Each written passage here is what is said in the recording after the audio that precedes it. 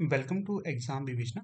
तो दोस्तों, जैसा कि आप लोगों को पता है, हम अपने इस चैनल पर डिस्कस कर रहे हैं पी वाई क्यू सीरीज। तो जो ये पी वाई क्यू सीरीज है, आपकी प्रत्येक परीक्षा के लिए काफ़ी महत्वपूर्ण होने वाली है।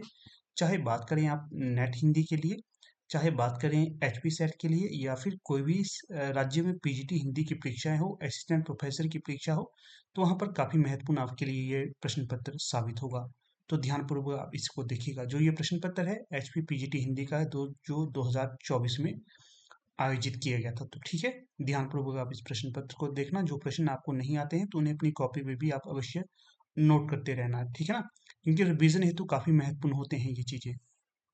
तो बाकी अगर अभी तक आप हमारे टेलीग्राम, व्हाट्सएप, फेसबुक और फेसबुक पेजेस के साथ नहीं जुड़े हैं, तो उनके लिंक आपको डिस्क्रिप्शन बॉक्स में दे दिए गए हैं, उनके साथ भी आप जुड़ सकते हैं।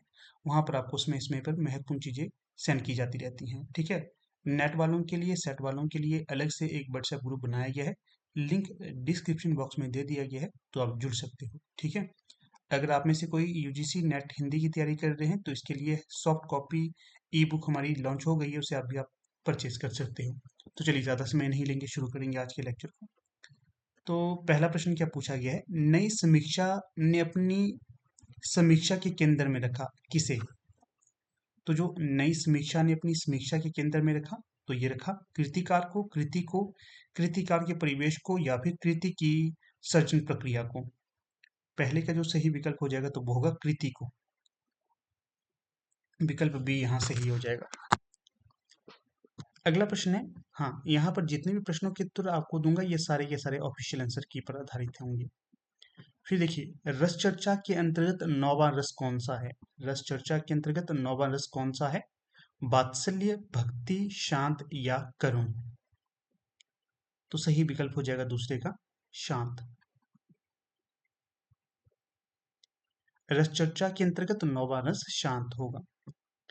अगला प्रश्न है, 3 इसमें पूछा गया है, लड़के उससे कुछ खिंजे खिंजे से रहते थे, इसलिए कि कहीं किसी की माँ, किसी की नानी, किसी की बुआ आदि ने घीसा से दूर रहने की नितांत आवश्यकता उन्हें कान पकड़ पकड़ कर समझा दी थी। इस समझाने में प्रमुख संकेत है, किसका प्रमुख संकेत है। घीसा के निम्न समझे जाने वाली जाति के होने का, घीसा की माँ के गांव से इतर स्थान की वह स्वाभिमानी होने का, घीसा के पिता की मृत्यु के कारण उसके अशुभ होने का, या फिर पिता की मृत्यु के 1 वर्ष बाद घीसा के पैदा होने के अवसाद का। जो तीसरे का सही विकल्प होगा तो वो होगा विकल्प डी, पिता की मृत्यु के 1 वर्ष बाद घीसा के पैदा होने के अपवाद का। तो जो ये पंक्ति ली गई है, घीसा नामक रचना है जो पीजीटी हिंदी में लगी है, उससे लिया गया है ये प्रश्न। अगला प्रश्न है 4, दशरथ मांझी के जीवन पर आधारित उपन्यास कौन सा है। आप सभी ने मूवी देखी होगी, मांझी मूवी, ठीक है। तो उससे ये प्रश्न लिया गया है, दशरथ मांझी के जीवन पर आधारित उपन्यास कौन सा है। तो चौथे का सही विकल्प होगा पहाड़। अगला प्रश्न देखिए 5, किस विकल्प में दिए गए सभी कविता संग्रह केदारनाथ सिंह के होंगे। तो जो पांचवे का सही विकल्प होगा तो वो होगा, देखिए, दुष्चक्र में सृष्टा, अकाल में सारस, नए इलाके में यहाँ से देखो। विकल्प बी है सृष्टि पर पहरा, यहाँ से देखो, नए युग में शत्रु, पहाड़ पर लालटेन। तीसरा विकल्प है यहाँ से देखो, सृष्टि पर पहरा, तॉल्स्टॉय और साइकिल, अकाल में सारस। और चौथा विकल्प है दुष्चक्र में सृष्टा, नए युग में शत्रु, नए इलाके में तॉल्स्टॉय और साइकिल।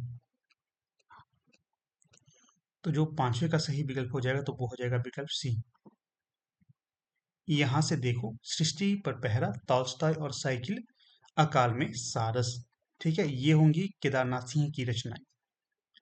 तो आगे बढ़ने से पहले आप लोगों को यहाँ पर जो यूजीसी नेट हिंदी में प्रमुख कविताएं लगी हुई हैं और उनके जो कविताकार हैं उनकी एक झलक दिखा देता हूँ, ताकि क्योंकि पेपर में आते हैं उनके प्रश्न जो जन्म वर्ष होता है उसके हिसाब से लगाने के लिए आते हैं, इसलिए आपको दिखा देता हूँ ताकि आप रिवीजन कर लें उनका एक बार। देखिए,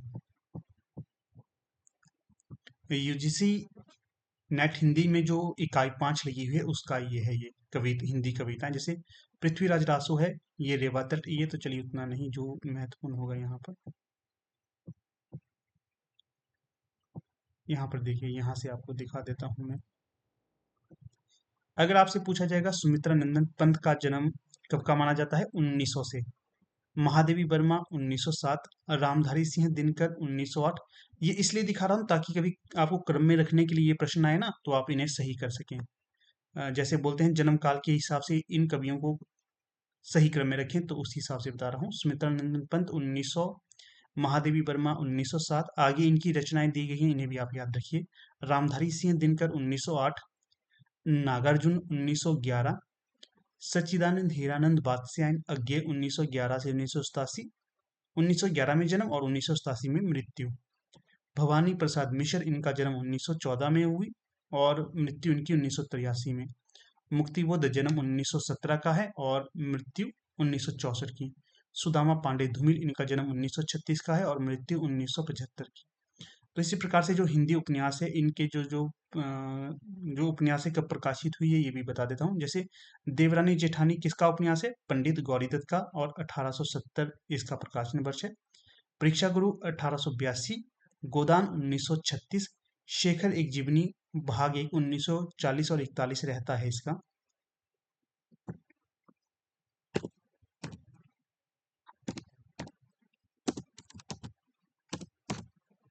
ठीक है। हजारी प्रसाद द्विवेदी का है बाणभट्ट की आत्मकथा, 1946। फणीश्वर नाथ रेणु का मैला आंचल, 1954। यशपाल का झूठा सच दो भागों में है, पहला 1958 का है और दूसरा है 1960 का। अमृतलाल नागर का मानस का हंस 1972, भीष्म साहनी का तमस 1973, श्रीलाल शुक्ल का राग दरबारी 1968, कृष्णा सोबती का जिंदगी नामा 1979, मनु भंडारी का आपका बंटी 1971 और जगदीश चंद्र का धरती धन नापना 1972। ठीक है, ये रखिएगा याद, आपको डायरेक्ट इनडायरेक्ट दो प्रश्न यहाँ से देखने के लिए मिलेगा, डेफिनेट है ये। ऊपर कविताओं से भी आएगा और नीचे ये उपन्यास के उपन्यासकारों और प्रकाशन वर्ष से भी आपको प्रश्न पूछ सकते हैं। तो चलिए अब चलते हैं अपने प्रश्न पत्र की तरफ। फिर प्रश्न संख्या है 6। इसमें क्या पूछा गया है, बर्तनी की दृष्टि से गलत है। बर्तनी की दृष्टि से कौन सा यहाँ पर गलत होगा छठे में, तो जो सही विकल्प होगा विकल्प सी, श्राप। श्राप, ठीक है, इस प्रकार से नहीं लिखा जाता है श्राप, बाकी अंतर्धान अतिशयोक्ति ज्योत्सना ये सही होंगे। प्रश्न संख्या 7। रामचरितमानस के उत्तर कांड में तुलसी के अनुसार रामचंद्र के काज में जीतो शब्द सुनाई देता है, केवल केवल किसके लिए, शत्रुओं के प्रति, दुष्टों के प्रति, इंद्रियों के प्रति, मन के प्रति। तो सातवें का सही विकल्प होगा मन के प्रति, मन को जीतो। अगला प्रश्न है 8। लोंजाइनस की मान्यताओं के संदर्भ में असंगत कथन है। लोंजाइनस की मान्यताओं के संदर्भ में क्या, अलंकार स्वभावतः उदात्त के सहायक होते हैं, अभिव्यक्ति की विशिष्टता और श्रेष्ठता का नाम उदात्त है, काव्य में विषय वस्तु का ही महत्व है, बाहरी तत्वों का नहीं, उदात्त विचारों के प्रति प्रतिभा और कलात्मक संयोजन है। तो सही विकल्प कौन सा होगा, तो आठवें का सही विकल्प हो जाएगा काव्य में विषय वस्तु का ही महत्व है, बाहरी तत्वों का नहीं। तो सही विकल्प है 8 का सी। अगला प्रश्न है 9। भर्तमुनि के रससूत्र के व्याख्याकारों में से किसने भावत्व व्यापार की परिकल्पना की, 9वें का सही विकल्प बताइए। तो जो भट्ट लोलट, भट्ट नायक, शंकुक या अभिनव गुप्त।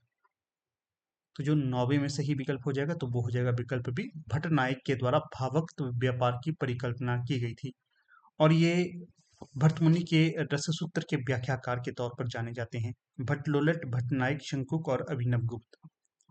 फिर प्रश्न संख्या 10 है यहाँ पर, फूंक फूंक कर कदम रखना का सही अर्थ क्या होगा। तो 10वें का सही विकल्प होगा धीरे धीरे काम करना, उत्साह पूर्वक काम करना, सोच समझकर काम करना या बेमन से काम करना।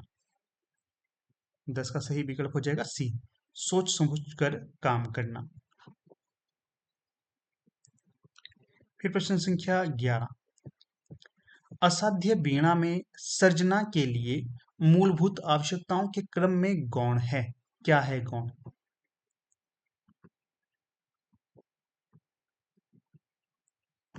अहम का त्याग और समर्पण की भावना, प्रकृति के कोमल और कठोर रूपों का प्रत्यक्षण, ताल, लय, छंद और स्वर पर असाधारण अधिकार, जीवन के अनकहे सत्य का साक्षी होना।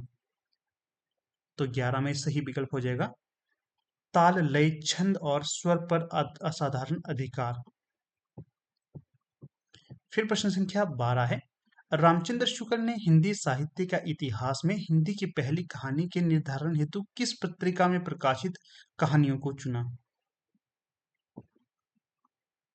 इंदु, सरस्वती, छत्तीसगढ़ मित्र या विशाल भारत?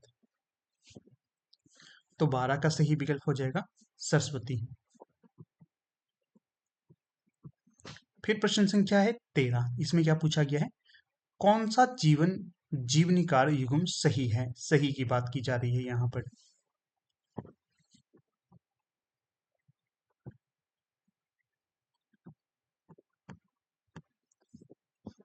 तो जो 13 में सही विकल्प होगा तो वो होगा कलम का मजदूर मदन गोपाल की ही रचना हो जाएगी। ठीक है, बाकी सारे असंगत होंगे। अगला प्रश्न है 14, नए बने राज्यों में हिंदी मातृभाषा वाला राज्य नहीं है। विकल्प में है झारखंड, तेलंगाना, छत्तीसगढ़ या उत्तराखंड।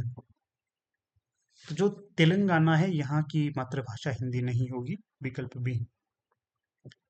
फिर प्रश्न संख्या है 15, फैंटेसी का उपयोग करने के लिए प्रसिद्ध कवि हैं। तो विकल्प में है सर्वेश्वर दयाल सक्सेना, अज्ञेय, गजानंद माधव मुक्तिबोध या नागार्जुन। 15 में कौन सा सही विकल्प होगा? गजानंद माधव मुक्तिबोध फैंटेसी के लिए ये प्रसिद्ध थे। फिर प्रश्न संख्या देखिए 16, साहित्य अकादमी से पुरस्कृत इन्हीं हथियारों से किसकी रचना है? तो 16 का जो देखिए विकल्प देख लेते हैं, रामदरस मिशन, अमरकांत, कृष्णा सोवती, गिरिराज किशोर। तो 16 का सही विकल्प कौन सा होगा? तो सही जो विकल्प है अमरकांत। अमरकांत की रचना है इन्हीं हथियारों से और साहित्य पुरस्कार से नवाजा गया है इसे।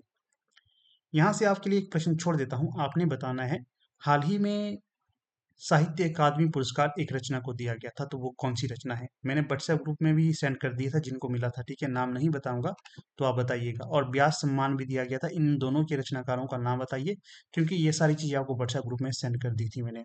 तो देखता हूँ कितना आप लोग पढ़ते हैं। अगला प्रश्न देखिए 17, अंधेर नगरी के विषय में असंगत कथन है। अंधेर नगरी रचना है, इसके संबंध में असंगत कथन कौन सा है वो बताना है। विकल्प देखिए, इसमें लोक भाषा तथा स्थानीय शब्दावली का प्रयोग है, इसकी भाषा में व्यंग्यात्मकता एवं नाटकीयता है, इसकी भाषा पर ब्रज भाषा का स्पष्ट प्रभाव दिख पड़ता है, इसकी भाषा प्राय पात्रों के स्तर के प्रतिकूल पड़ती है।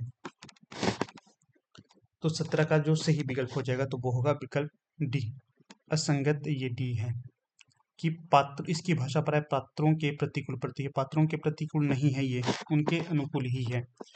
बाकी इसमें लोक भाषा तथा स्थानीय शब्दावली का प्रयोग है। ठीक है, इसकी भाषा में व्यंग्यात्मकता एवं नाटकीयता है, इसकी भाषा पर ब्रज भाषा का स्पष्ट प्रभाव दिख पड़ता है, ये भी सही होगा। और ये भी सही कर लेंगे कि इसकी भाषा प्राय पात्रों के अनुकूल ही है, प्रतिकूल नहीं है। अगला प्रश्न देखिए 18, अपभ्रंश की विशेषता नहीं है। विकल्प में है तत्समीकरण, परसर्ग प्रयोग, व्यंजन लोप, द्वित्वीकरण। तो जो 18 का सही विकल्प हो जाएगा तो वो हो जाएगा आपका तत्समीकरण। ये अपभ्रंश की विशेषता नहीं है। बाकी परसर्ग प्रयोग, व्यंजन लोप, द्वित्वीकरण ये तीनों ही इसकी विशेषताएं होंगी। प्रश्न संख्या है 19, यहाँ पर क्या पूछा गया है, पहले अपनाए सुजान स्नेह सो क्यों फिरी तेह के तोड़िए जू, निर्धार आधार दे बार मझार, दई गही वहां ना बोरिए जू। घननंद आपने जातिक को गुण बांधी ले मोह ना छोड़िए जू। रस प्यास के जाय बढ़ाए के आस बिसास में यों विष घोरिए जू। उक्त छंद के भावार्थ के संदर्भ में असंगत होगा। कौन सा यहाँ पर एक असंगत है वो बताना है। तो विकल्प में है, प्रेम पहले प्रेम पूर्वक अपनाकर फिर रोष करके संबंध विच्छेद नहीं करना चाहिए। डूबते को सहारा देकर बचाओ तो फिर वहां पकड़कर नहीं डुबोना चाहिए। चातक को फंदे में फंसाओ तो फिर उसे मोह के कारण नहीं छोड़ना चाहिए। या जीने की आशा बांधकर इस विश्वास में विष नहीं घोलना चाहिए। तो 19 में जो सही विकल्प होगा तो वो हो जाएगा आपका, ये असंगत है, विकल्प डी, विकल्प सी। कौन सा? चातक को फंदे में फंसाओ तो फिर उसे मोह के कारण नहीं छोड़ना चाहिए, ये गलत भावार्थ है। बाकी सारे यहाँ पर सही भावार्थ होंगे। ठीक, जैसे कि पहले प्रेम पूर्वक अपनाकर फिर रोष करके संबंध विच्छेद नहीं करनी चाहिए, ये यहाँ से भावार्थ निकलता है। दूसरा है, डूबते को सहारा देकर बचाओ तो फिर वहां पकड़कर नहीं डुबोना चाहिए। और तीसरा जो चौथा है डी वाला, जीने की आशा बांधकर इस विश्वास में विष नहीं घोलना चाहिए। 19 का सही विकल्प सी। फिर प्रश्न संख्या है 20। सखी संप्रदाय एक शाखा है, किसके अंतर्गत सखी संप्रदाय एक शाखा है? तो जो 20 का सही विकल्प होगा, निम्बार्क संप्रदाय की। ठीक है, 20 का सी।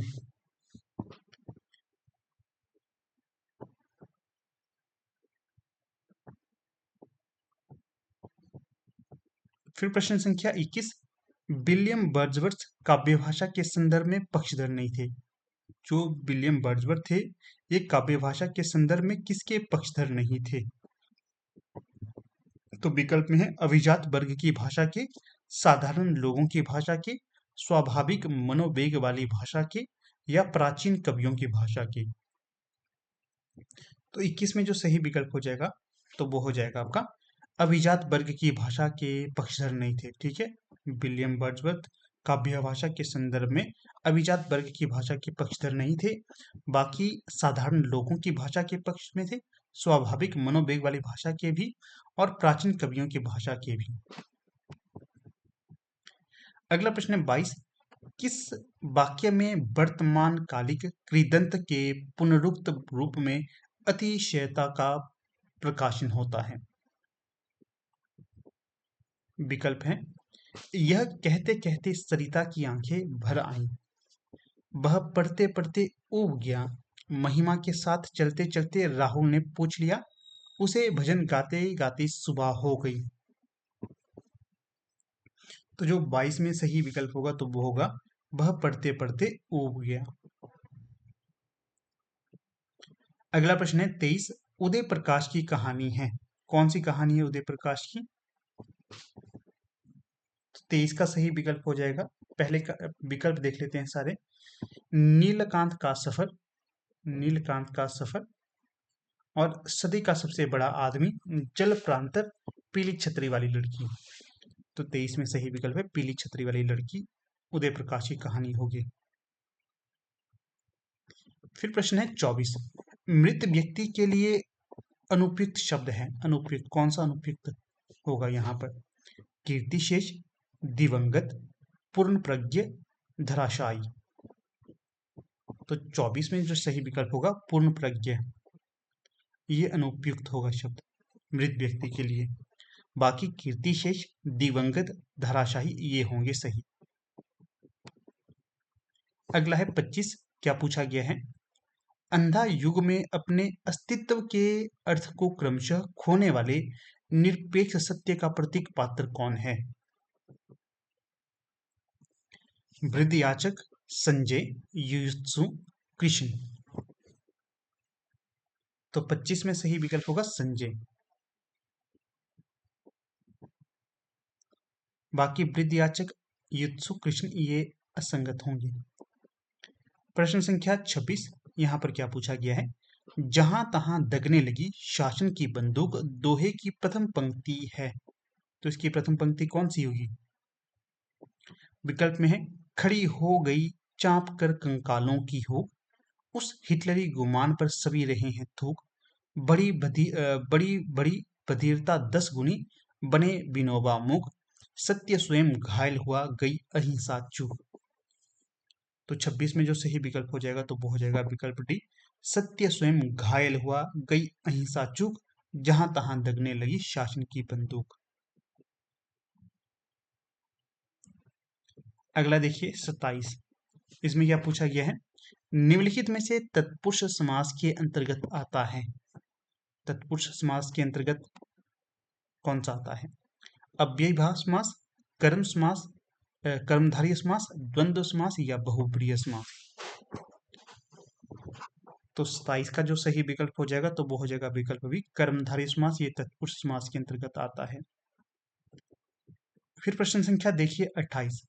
वापसी कहानी में रिटायर होकर उत्साह से घर वापस आए गजाधर बाबू चीनी मिल में नौकरी करने चले जाते हैं। क्यों जाते हैं ये पूछा गया है।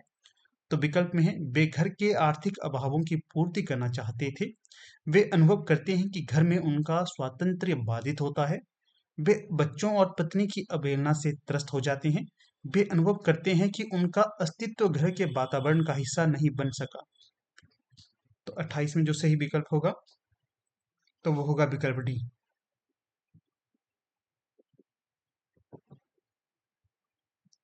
क्या है विकल्प डी में? वे अनुभव करते हैं कि उनका अस्तित्व घर के वातावरण का हिस्सा नहीं बन सका।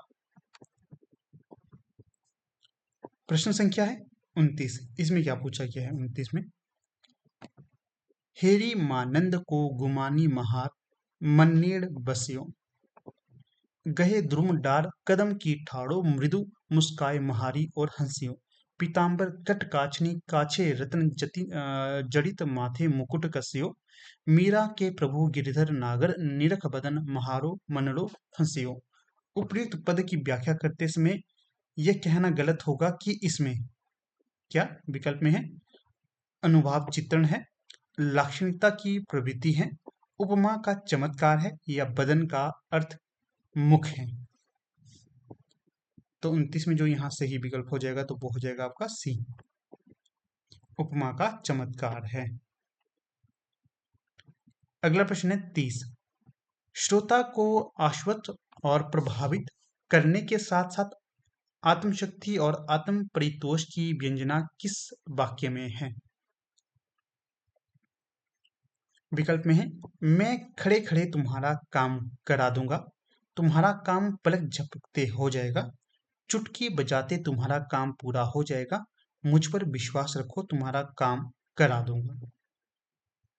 तो जो 30 का सही विकल्प हो जाएगा तो वो होगा मैं खड़े खड़े तुम्हारा काम करा दूंगा। फिर प्रश्न संख्या 31। ईदगाह कहानी में चित्रित वैषम्य की दृष्टि से असंगत युग्म है। तो 31 में विकल्प देख लेते हैं। ग्रामीण जीवन शहरी जीवन है, नई पीढ़ी पुरानी पीढ़ी है, भारतीय संस्कृति पाश्चात्य संस्कृति है या फिर धार्मिक व्यवस्था सामाजिक व्यवस्था है। तो 31 में सही विकल्प होगा नई पीढ़ी पुरानी पीढ़ी। ये असंगत गलत है, बाकी सही संगत होंगे। ग्रामीण जीवन शहरी जीवन, भारतीय संस्कृति पाश्चात्य संस्कृति, धार्मिक व्यवस्था सामाजिक व्यवस्था।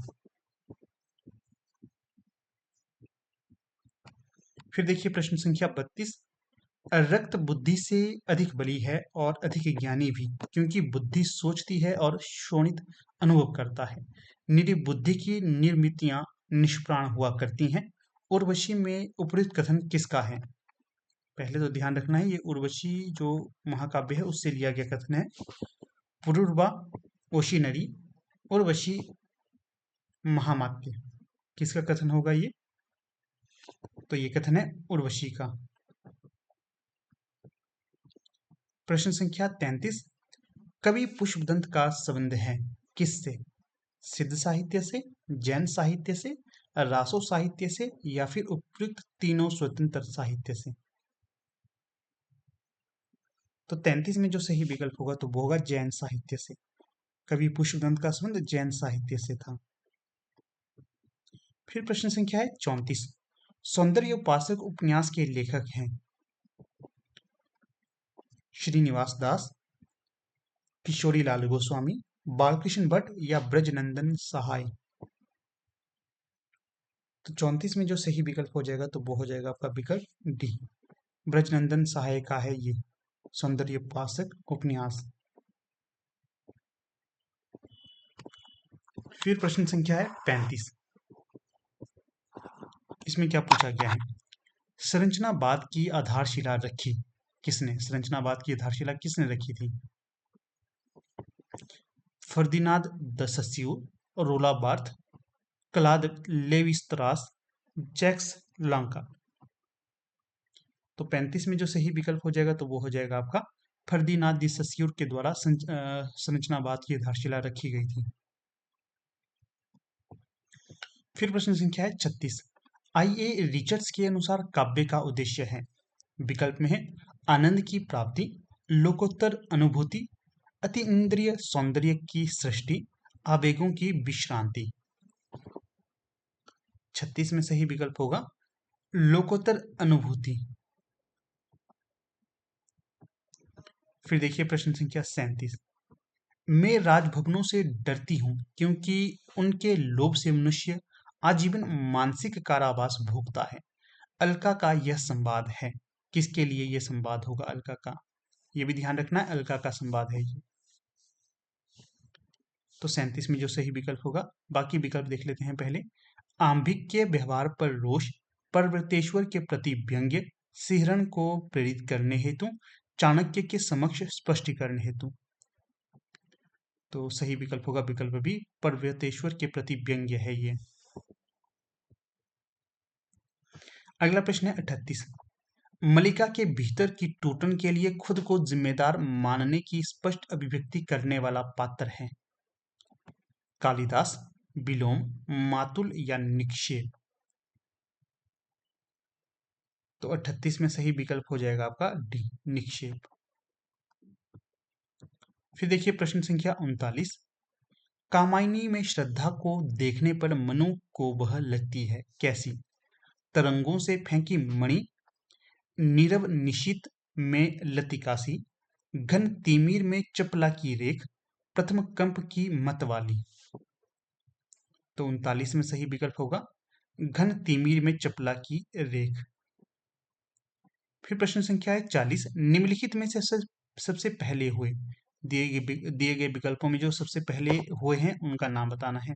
क्या दंडी पहले हुए हैं, उद्बत हुए हैं, रुद्रट हुए हैं या बामन हुए हैं? तो 40 का सही विकल्प है दंडी सबसे पहले हुए हैं। ठीक है, तो फिलहाल दोस्तों आज की वीडियो हमने यहीं तक की। लगभग हमने यहाँ पर 40 प्रश्नों को डिस्कस किया आपके साथ। ध्यान से देखोगे तो काफ़ी प्रश्न आपकी और भी निर्मित हो जाते हैं। तो इसी प्रकार से जो भी लेक्चर मिलते हैं तो उन्हें अपनी कॉपी पे अवश्य नोट करते रहिएगा। भविष्य की किसी भी परीक्षा के लिए ये महत्वपूर्ण हो सकते हैं। ठीक है, तो फिलहाल अब यहाँ पर अपनी वीडियो का समापन कर लेता हूँ। वीडियो को समाप्त करने से पहले फिर से कहूँगा, अगर अभी तक आप हमारे टेलीग्राम, व्हाट्सएप, फेसबुक पेजेस के साथ नहीं जुड़े हैं तो उनके लिंक डिस्क्रिप्शन बॉक्स में दे दिए गए हैं, उनके साथ भी जुड़ सकते हैं। और ई बुक इत्यादि के लिए कोई भी क्वेरी होगी तो यहाँ पर व्हाट्सएप नंबर दिया गया है, इस पर आप व्हाट्सएप भी कर सकते हो। ठीक है, इस नंबर पर कॉल नहीं होगी, सिर्फ व्हाट्सएप नंबर है ये। तो कोई क्वेरी होगी तो अवश्य व्हाट्सएप कर लेना। और आप लोग वीडियो के अंत तक बने रहे, इसका बहुत बहुत धन्यवाद।